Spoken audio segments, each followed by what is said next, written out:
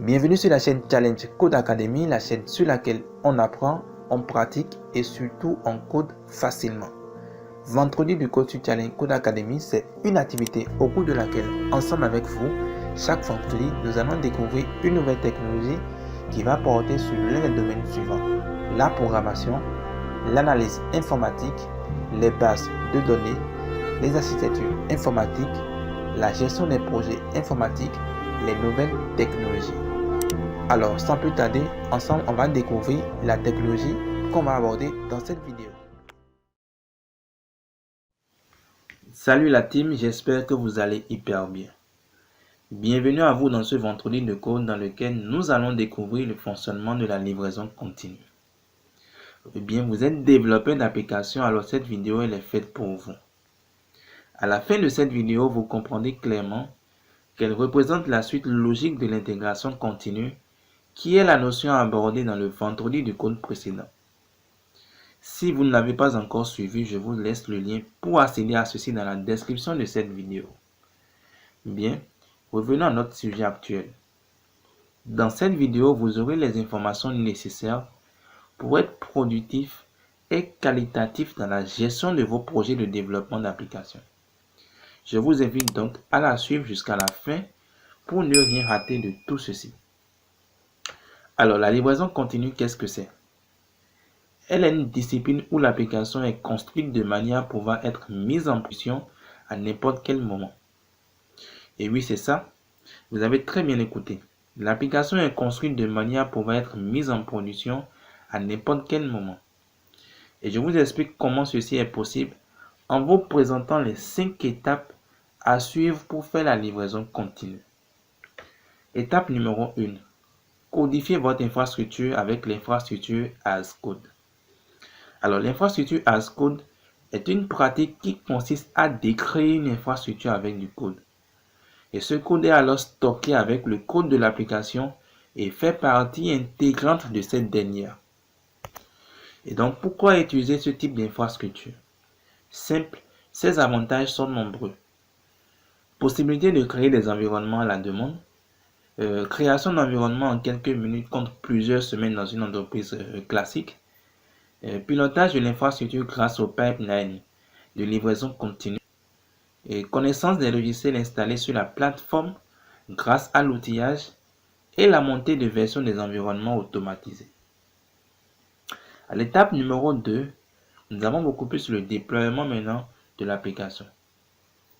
L'étape la plus importante de la livraison continue est le déploiement du package précédemment créé lors de l'intégration continue. Et les avantages d'utiliser un outil pour automatiser le déploiement de l'application sont nombreux. Cela permet à l'équipe de se concentrer sur le développement, là où elle a sa valeur à ajouter. Et donc n'importe qui dans l'équipe peut déployer des logiciels. Et les déploiements deviennent beaucoup moins sujets aux erreurs et beaucoup plus reproductibles. Déployer sur un nouvel environnement est facile et les déploiements peuvent être également très fréquents. À l'étape numéro 3, on va passer au test de l'application. Au cours de cette étape, nous allons ajouter d'autres types de tests plus pertinents et plus fonctionnels afin de garantir que l'application fonctionne comme nous l'avons estimé. Et donc l'avantage de tester à ce stade du pipeline est que l'application tourne sur un environnement de test presque identique à celui de la production.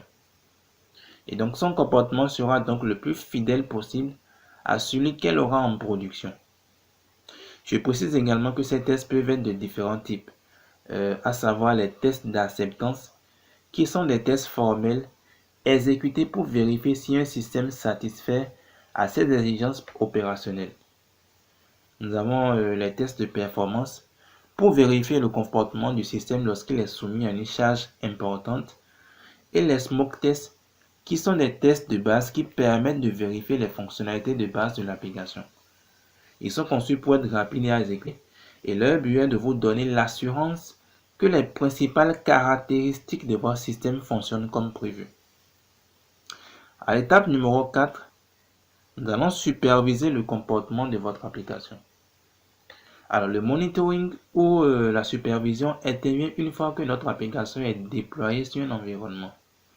Et le principe est de récupérer certaines métriques qui ont du sens pour ceux qui interviennent sur l'application. Alors, notons que les métriques peuvent être aussi sur la partie livraison en elle-même ou sur le processus de développement. Par exemple, l'équipe peut mesurer comme étant le nombre de déploiements qu'elle effectue par jour ou encore deux autres indicateurs qui sont importants afin de voir la performance de l'équipe sur la correction d'erreurs qui peuvent survenir en production. Il s'agit du Mean Time Between Failures ou MTBF qui est le temps moyen qui sépare deux erreurs en production. Alors plus le temps est élevé, plus le système est stable et fiable, notamment du fait de la qualité des tests qui sont joués lors de la livraison continue. Et du Mean Time to Recover ou MTTR qui est le temps moyen de correction entre deux erreurs de production. Alors plus ce temps est faible, plus l'équipe est apte à détecter des erreurs et à les corriger rapidement. Alors j'espère que j'ai bien prononcé actuellement comme étant ces deux types quand même d'indicateurs qui sont vraiment très utilisés. Alors à l'étape numéro 5, on va passer maintenant à la mise en place des notifications d'alerte. La première version d'une nouvelle fonctionnalité ou d'un nouveau produit ne couvre souvent pas entièrement les besoins des clients. Même lorsque l'équipe passe des semaines ou des mois à construire quelque chose, le produit final est souvent voué à manquer des fonctionnalités importantes. C'est le principe du produit minimum viable MVP en agile. Alors, il arrive donc très souvent de livrer des logiciels incomplets si l'équipe veut aller assez vite. Alors, au lieu de vouloir éviter cela, il est nécessaire d'adopter l'idée de livrer de petites pièces de valeur. En livrant plus vite, vous pouvez réparer les bugs tant que les livraisons restent petites et que vous savez ce qui a été modifié dans l'application. Quand les développements deviennent plus importants, ils deviennent plus difficiles à gérer et à remanier. Et donc un feedback rapide grâce aux tests en production et au monitoring permet alors d'intervenir et de corriger le problème dès que possible.